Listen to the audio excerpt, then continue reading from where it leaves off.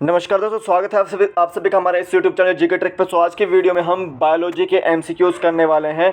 Breathing and exchange of gases chapter से NCERT class +1 का जो है ये चैप्टर 17 है, breathing and exchange of gases. So आपको पता ही है कि जो ब्रीथिंग है उसमें क्या होता है, कैटाबॉलिक प्रोसेसेस होती है।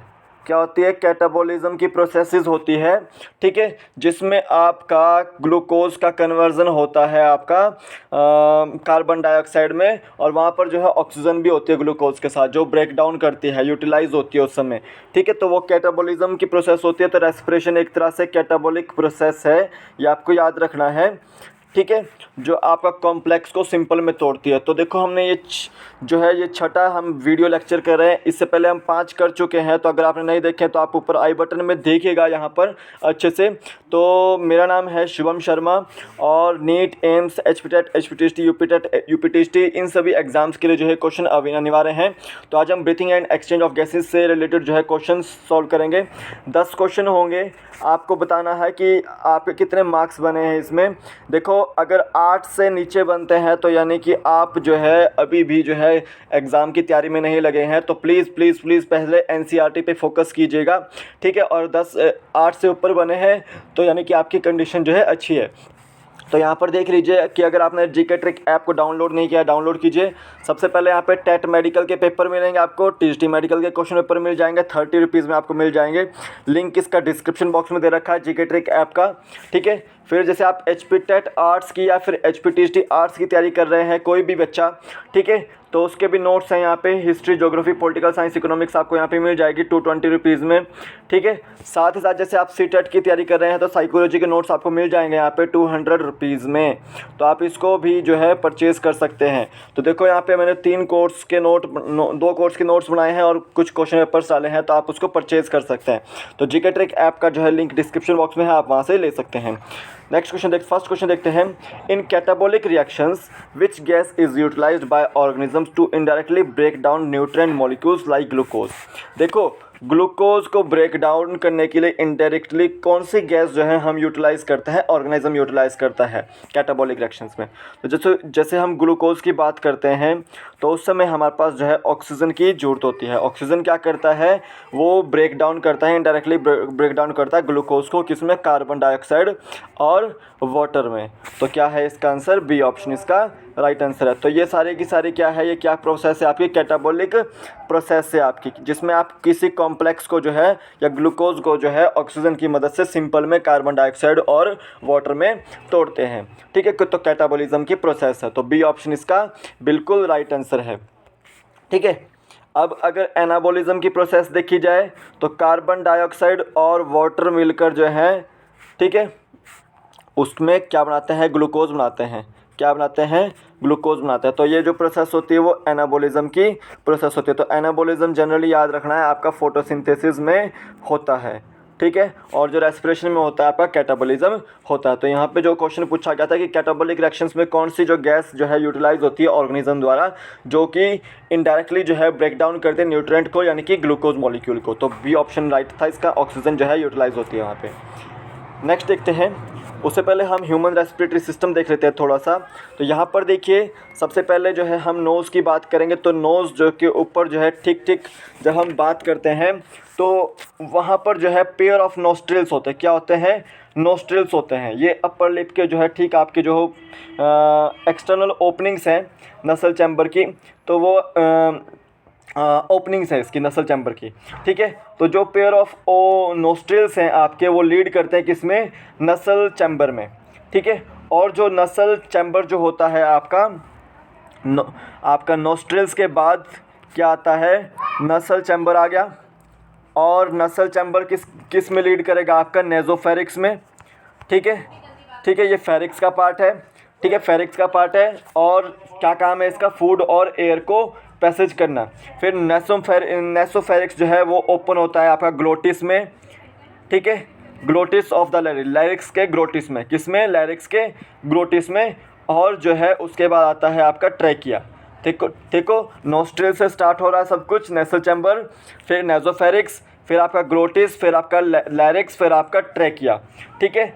तो ये सारा का सारा जो है अभी यहाँ पर देख लीजिए कि आपका एपिग्लोटिस से आपको दिखा रखा है, एपिग्लोटिस आया यानी कि जो ग्लोटिस की कवरिंग होती है, ऊपर की फ्लैप होता है उसके अंदर जो, ठीक है। फिर आपका उसके बाद लैरिक्स आया, फिर आपका ये ट्रैकिया आया। ट्रैकिया किसमें दो भागों में डिवाइड हुआ वो, ठीक है। और ये लेफ़्ट लंग, ये आपका राइट लंग, उनके बीच में जो है हार्ट है ये, ठीक है। तो यहाँ पर देखिए ट्रैकिया जो है वो डिवाइड हुआ दो राइट एंड लेफ़्ट ब्रोंकाई में। किस में डिवाइड हुआ वो? ब्रोंकाई में। जब ब्रोंकाई डिवाइड होगी तो वो क्या बनेगा? वो ब्रोंक्यूल्स बनेगा, ठीक है। ब्रोंक्यूल्स के बाद जब डिवाइड होगी वो क्या बनेगी? वो आपकी एल्वियोली बनेगी, एल्वियोली बनेगी। तो ये तीनों जो है आपका मिलकर क्या बनाते हैं? ये एक तरह से ब्रांचिंग बनाते हैं। ब्रांचिंग नेटवर्क है एक तरह से किस चीज़ का? लंग्स का ये ब्रांचिंग नेटवर्क है, ठीक है। तो अभी ये आप देख लीजिए एक बार अच्छे से डायग्राम को। तो सेकंड क्वेश्चन देखते हैं, the process of conversion of exchange of O2 from atmosphere with CO2 produced by the cell is called. देखो अभी मैंने बताया कि अगर हम O2 को एटमॉस्फेयर से लेंगे, क्योंकि हमारे पास ऑक्सीजन नहीं होती है, ठीक है। O2 कहाँ से लेते हैं? हम प्लांट्स से लेते हैं, ठीक है, क्योंकि वो छोड़ते हैं। उनको किस चीज़ की ज़रूरत होती है? उनको कार्बन डाइऑक्साइड की जरूरत होती है। और कार्बन डाइऑक्साइड कहाँ से आ रही है? वो ऑर्गेनिज्म से आ रही है, ठीक है। तो देखो ये एक्सचेंज ऑफ गैसेस, इसको क्या बोलेंगे? इस प्रोसेस को क्या बोलेंगे? तो उसको हम क्या बोलते हैं? या तो रेस्पिरेशन बोलते हैं, या फिर क्या बोल देते हैं? ब्रीथिंग बोल देते हैं। क्या बोल देते हैं? ब्रीथिंग बोल देते हैं। तो यहाँ पर सी ऑप्शन इसका राइट आंसर है, ठीक है। अब देखिए मेटाबॉलिज्म क्या होता है? मेटाबॉलिज्म जितनी भी बायोकेमिकल रिएक्शंस होती है inside body, this is metabolism. अब ये भी मेटाबॉलिज्म दो तरह से है, एक कैटाबॉलिज्म हो गया, एक एनाबॉलिज्म हो गया, जिसमें हम जो है ग्लूकोज का निर्माण करेंगे कार्बन डाइऑक्साइड और वाटर से, तो वो एनाबॉलिज्म की प्रोसेस होगी जैसे फोटोसिंथेसिस। और जिसमें हम ग्लूकोज का ब्रेक डाउन करेंगे कार्बन डाइऑक्साइड और वाटर में, वो आपका जो है कैटाबॉलिक प्रोसेस होगी, ठीक है, जिसमें रेस्पिरेशन आता है। तो यहाँ पे देखो सी ऑप्शन इसका राइट आंसर है कि जहाँ पर कन्वर्जन होगा एक्सचेंज ऑफ O2 एटमॉस्फेयर से और इनटू CO2 में सेल के अंदर, वो क्या होगा? ब्रीथिंग होगा। सी ऑप्शन इसका राइट आंसर है। नेक्स्ट क्वेश्चन देखते हैं, which of the following organism used tracheal tubes to transport atmospheric air within the body. अब कुछ ऑर्गेनिज्म होते हैं जो गिल्स यूज़ करते हैं, कुछ होते हैं लंग्स यूज़ करते हैं, ठीक है, कुछ होते हैं जैसे स्किन यूज़ करने वाले, कुछ होते हैं आपके ट्रैकिया वाले। देखो यहाँ पर पूछा गया है कि कौन से ऑर्गेनिज्म ऐसे हैं जो एटमॉस्फेरिक एयर को ट्रांसपोर्ट करने के लिए ट्रैकियल ट्यूब्स का इस्तेमाल करते हैं। तो ट्रैकियल ट्यूब्स का जो इस्तेमाल करते हैं वो कौन करते हैं? इंसेक्ट करते हैं। कौन करते हैं? इंसेक्ट करते हैं। अब गिल्स भी कोई करता होगा, तो जैसे फिशेस होती है, आर्थ्रोपोड्स होते हैं, या फिर मोलस्क होते हैं, ये गिल्स यूज़ करते हैं। लंग्स कौन यूज़ करते हैं? मैमल्स आपके लंग्स यूज़ करते हैं, ठीक है। रेप्टाइल्स और बर्ड्स भी जो है सम काइंड ऑफ जो है लंग्स यूज़ कर रहे हैं, ठीक है। अब जैसे स्किन होती है, स्किन कौन कौन यूज़ करते हैं? मॉइस्ट स्किन जनरली वो कौन करते हैं? आपके फ्रॉग यूज़ करते हैं, ठीक है। क्यूटिकल रेस्पिरेशन जिसको बोलते हैं, एम्फीबियंस यूज़ करते हैं, ठीक है। तो ये आपको याद रखना है कि ट्रैकियल ट्यूब्स जो है कौन इस्तेमाल करते हैं? तो इंसेक्ट वो इस्तेमाल करते हैं। ए ऑप्शन इसका राइट आंसर है। नेक्स्ट क्वेश्चन देखते हैं, who prevents the entry of food into the larynx, ठीक है। अब इनमें से कौन है जो प्रिवेंट करता है फूड की एंट्री लैरिक्स में? अब देखिए लैरिक्स के पास, लैरिक्स में जो है, लैरिक्स जो है एक तरह से ग्लोटिस के नीचे होता है। तो ग्लोटिस के पास एक फ्लैप होता है जो एंट्री जो है फूड की रोक देता है लैरिक्स में जाने से, ठीक है। तो वो कौन होता है? एपिग्लोटिस होता है, ठीक है। ये आपको याद रखना है। बी ऑप्शन इसका राइट आंसर है। ट्रैकिया, ये हम पहले भी पढ़ चुके हैं, इसको हमने विंड पाइप बोला है। जो लैरिक्स है आपका वो लीड करता है ट्रैकिया में, ठीक है, ट्रैकिया। और ट्रैकिया ही जो है थोरासिक कैविटी में जाकर डिवाइड करती है फिफ्थ थोरासिक वर्टिब्रा में, यानी कि किस में डिवाइड करती है? वो लेफ़्ट और राइट ब्रोंकाई में डिवाइड करती है। और ब्रोंकाई जो है रिपीटेड डिविजन्स करके वो किस में? ब्रोंक्यूल्स में डिवाइड करते हैं, ठीक है। और ब्रोंक्यूल्स जो है आपके बैग लाइक स्ट्रक्चर जो है एक तरह से एल्वियोली में जो है डिवाइड करते हैं। तो ब्रांचिंग नेटवर्क जो होता है ब्रोंकाई, ब्रोंक्यूल्स और एल्वियोली का, वो आपका लंग्स कंप्राइज करता है। ठीक है, ये आपको याद रखना है। तो लैरिक्स को जो है हम साउंड बॉक्स भी बोल देते हैं, ये आपको याद रखना है। ठीक है, और इसका जो है बी ऑप्शन इसका राइट आंसर था। नेक्स्ट क्वेश्चन देखते हैं, which of the following straight tube divides into right and left bronchi. अभी मैंने आपको बताया कि कौन सी ऐसी ट्यूब थी जो लेफ्ट और राइट ब्रोंकाई में डिवाइड करती है। ठीक है, तो मैं आपको वापस डायग्राम की ओर ले जाता हूँ। यहाँ पर देख लीजिए कि ये ट्रैकिया आ रहा है, तो ये यहाँ पर लेफ्ट ब्रोंकाई और राइट ब्रोंकाई में डिवाइड कर रहा है। ठीक है, तो ट्रैकिया उसका आंसर है। ठीक है, अब ट्रैकिया के पास यहाँ पर देखो ब्रोंक्यूल्स है कुछ। ठीक है, ब्रोंक्यूल्स यहाँ पे दिखाई दे रहा है, बट ये ब्रोंक्यूल्स आपको दिख रहे हैं यहाँ पे। ठीक है, और ब्रोंकाई जो है ब्रोंक्यूल्स में डिवाइड होंगे और ब्रोंक्यूल्स में आपके एल्वियोलेज होंगे, ये लगे हुए बैग लाइक स्ट्रक्चर। ठीक है, तो यहाँ पे क्या आंसर था, ट्रैकिया, इसका बी ऑप्शन इसका राइट आंसर था। ठीक है, एल्वियोली में आपका जितना भी एक्सचेंज ऑफ गैसेस होता है, एक्सचेंज ऑफ गैसेस जितना भी होता है वो आपका एल्वियोली में होता है।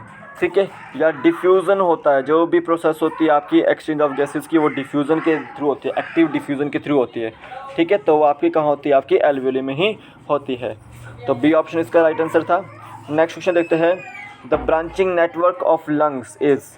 देखो, ब्रांचिंग नेटवर्क ऑफ लंग्स में मैंने बताया आपका कि पहला ब्रोंकाई था, ब्रोंकाई डिवाइड किया, रिपीटेड डिविजन्स किया, उसने क्या बनाया, ब्रोंक्यूल्स बनाया, और ब्रोंकाइल्स के पास एक बैग लाइक स्ट्रक्चर है एल्वियोलाई। ठीक है, जो एक्सचेंज ऑफ गैसेस करता है। अगर ये एल्वियोलाई ख़त्म हो जाता है या डैमेज हो जाता है, तो उसी तरह से जो है आपको अस्थमा या लंग डिसऑर्डर जो है होते हैं। तो डी ऑप्शन इसका राइट आंसर है। नेक्स्ट क्वेश्चन देखते हैं, the lungs are situated in. जो लंग्स होते हैं हमारे, वो किस चैम्बर में सिचुएटेड होते हैं। तो जनरली याद रखना है कि जो लंग्स जो होते हैं एक एयर टाइट चैम्बर में सिचुएटेड होते हैं, एयर टाइट चैम्बर में सिचुएटेड होते हैं, एनाटॉमिकली जो है वो उसमें होते हैं। तो वो एयर टाइट चैम्बर कौन सा है आपका, वो है आपका थोरासिक चैम्बर, क्योंकि थोरासिक कैविटी के आसपास जो है ये लंग्स आपके होते हैं। ठीक है, अब देखिए जो थोरासिक चैम्बर होता है उसमें अगर डॉर्सली जो पिछला पोर्शन देखते हैं उस पर आपका वर्टिब्रल कॉलम यानी कि रीढ़ की हड्डी होती है, और अगर वेंट्रली देखें तो आपका आगे स्टर्नम होता है और आगे आपकी रिब्स होती है। तो रिब्स आपको याद रखनी है, 12 पेयर्स होते हैं। ठीक है, जो प्रोटेक्शन करते हैं आपकी लंग्स की। ठीक है, यानी कि 24 आपकी रिब्स होती है। ठीक है, और लोअर साइड पे जो है, लोअर साइड पे आपका जो है डायफ्रैगम होता है, डायफ्रैगम जो है होता है। ठीक है, एक बार डायग्राम में आपको दोबारा दिखा देता हूँ डायफ्रैगम। तो ये आपका डायफ्रैगम है। अब इनको कवर अप करने के लिए इस तरह से जो है यहाँ पे आपकी रिब्स होती है, और ये जो है यहाँ पे आपके बीच में स्टर्नम होता है। छाती के ऊपर की जो हड्डियाँ हैं आपकी, वो देखो वो क्या है, वो आपकी रिब्स है। ठीक है, अब यहाँ पर देखिए कि 8th क्वेश्चन ये है कि diffusion of gases occurs across.